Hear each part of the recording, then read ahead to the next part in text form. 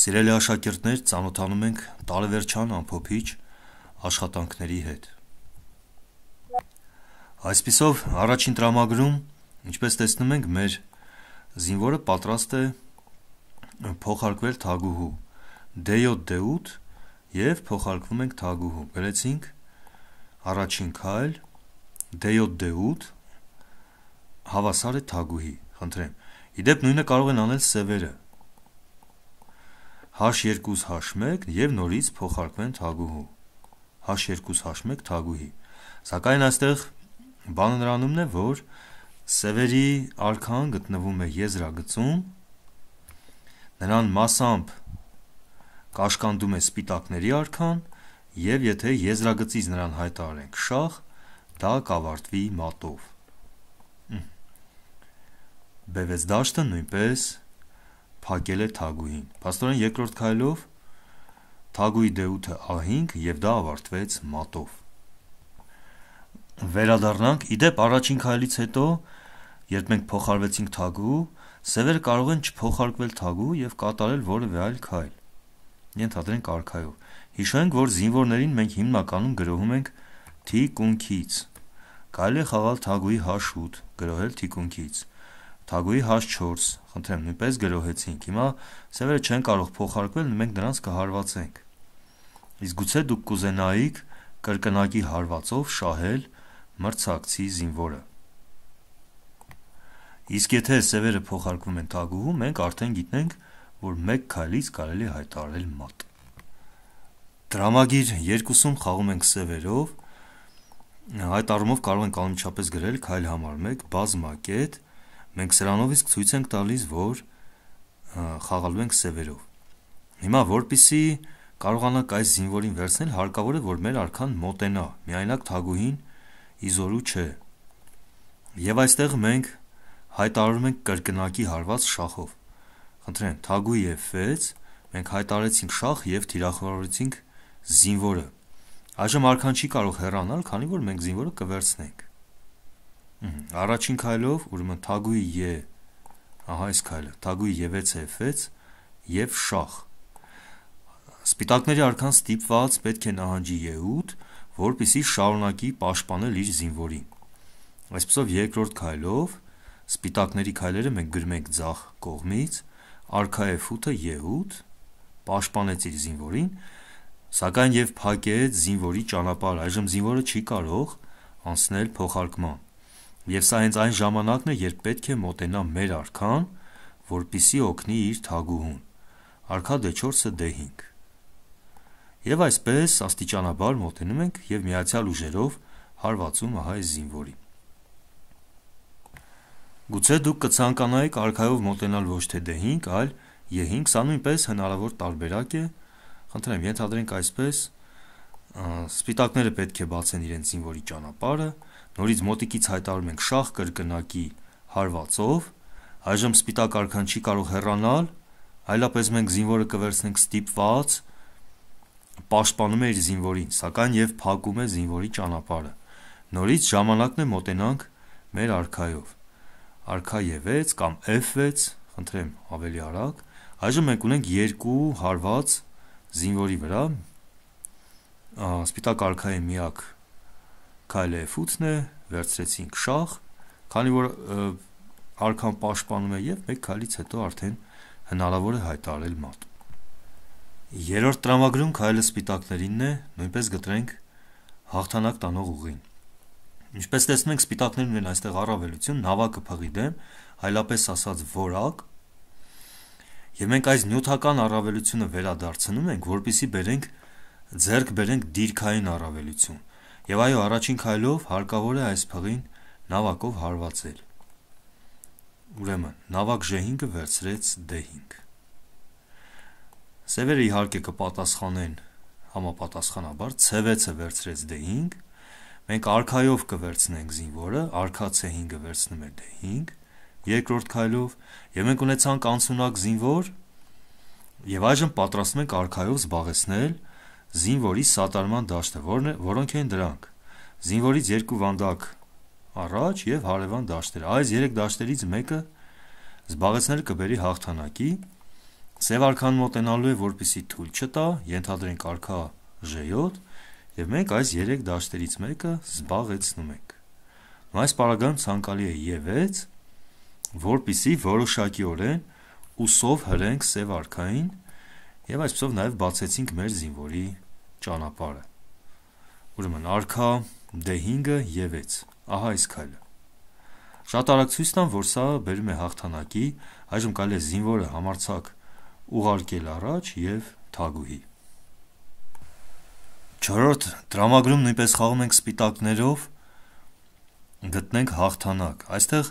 ինչպես տեսնում ենք, սևերի արքայի տիրույթներում կան թույլ դաշտեր, հիշեցնենք դա այն դաշտերն են, որոնք չեն պաշտպանում զինվորները, եւ կարելի է այս թույլ դաշտերից օգտվել թագուհով, ապա զինվորով եւ այստեղից սպառնալ մրցակցի արքային։ Պարզապես այստեղ, եթե մենք ի սկզբանե զինվորով զբաղեցնենք թույլ դաշտերից մեկը, սևերի արքան գուցե պատրաստի փախուստի ճանապարհ, քանի որ հիշեցնեմ B7 դաշտից նրան սպառնում է այս միացյալ ուժերով մատ։ Գուցե նրանք նավակը հեռացնեն, հետագայում արքան այսպեսի դիմի փախուստի։ Այդ պատճառով մենք թույլ դաշտերը գրավում ենք շախով, եւ առաջին քայլը դա թագուհու քայլն է։ Թագուհի E2-ը A6 եւ ինչպես տեսնում ենք հայտարարեցինք շախ։ Հիմա արքան փախուստի դիմել չի կարող, այստեղ նավակ կա եւ սևերի միակ պատասխանը արքա B8-ն է։ Սևերը ստիպված են խաղալ այստեղ արքայով, նրանք չեն կարող այլ քայլեր ձեռնարկել։ Արքա C8-ը B8 եւ ժամանակն է, խնդրեմ ահա թույլ դաշտերը, ժամանակն է հերթական թույլ դաշտը զբաղեցնել արդեն զինվորով, խաղացինք C5 C6, ահա այս քայլը, եւ այժմ սպառնում ենք մատ հայտարարել B7 դաշտից, պարզվում է, որ այստեղ B7 դաշտը սևերը չեն կարող ոչ մի կերպ հսկել։ Դա հնարավոր չէ, նույնիսկ եթե փորձեն ձիով մոտենալ հարվածել զինվորին, պարզապես չեն հասցնում, այստեղ հաջորդ քայլով սպիտակները պարտադրաբար հայտարարում են մատ, թագուհի A6-ը B7 քայլով։ Դրամագիր 5-ում մեզ խնդրում են մատ հայտարարել 2 քայլից, խաղում ենք սպիտակներով, այստեղ կարող ենք օգտվել կրկնակի շախի գաղափարից։ Խնդրեմ նավակը որպես հեռահար խաղաքար նայում է մրցակցի արքայի կողմը եւ եթե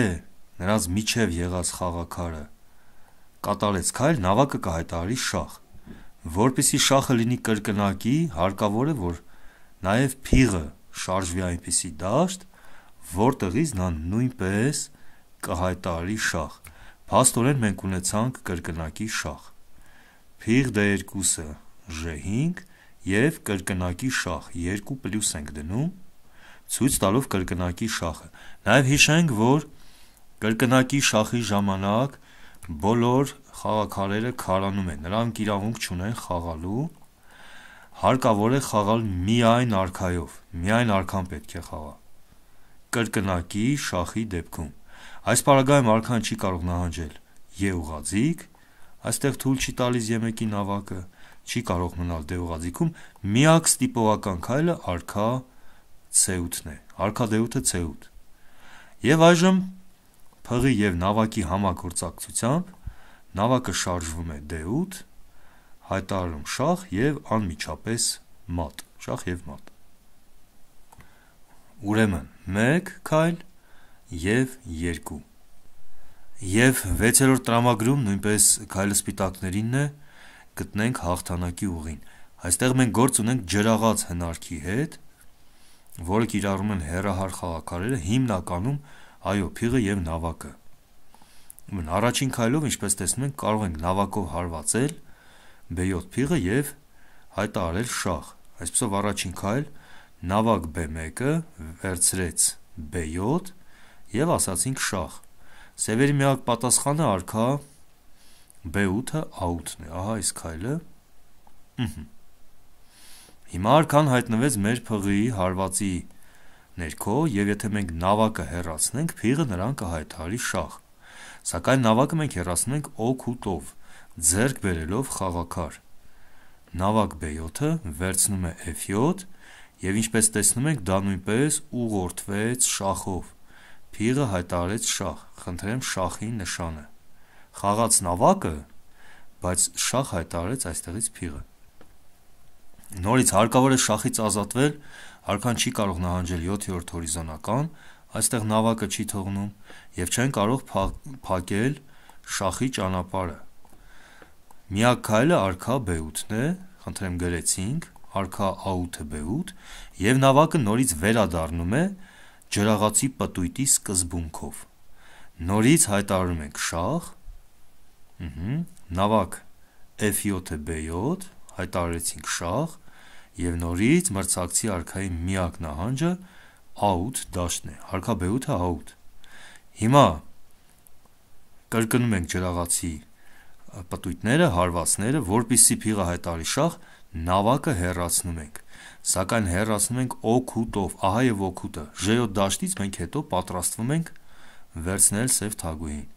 նավակ G7 եւ նույնպես տեղի ունեցավ շախ, նավակ B7-ը G7, շախ հայտարարեց փիղը, ահա եւ շախի նշանը։ Հաջորդ քայլով, այո, արքան կարող է նույնպես նահանջել, մենք ձեռք կբերենք, կշահենք թագուհի։ Իդեպ այս դեպքում, այսպես, այս դեպքում շախի ճանապարհը կարող է փակել իհարկե ոչ թե ձին, այլ արդեն թագուհին, սակայն այս դեպքում մենք փղով կվերցնենք թագուհին եւ նույնպես կհայտարարենք շախ։ Բոլոր դեպքերում մենք թագուհին շահում ենք եւ մեծ առավելությամբ կհասնենք հաղթանակի։ Այսպիսով, տեսադասերի առումով սա վերջին հանձնարարությունն էր, ուշադրություն դարձնենք, որ այն ավարտվեց 64-րդ էջում։ Հատկանշական է, որ շախմատային աշխարհում կան 64 վանդակներ։ Շնորհակալություն եմ հայտնում 3-րդ դասարանի ուղին միասին անցնելու համար, կհանդիպենք 4-րդ դասարանում։ Ցտեսություն։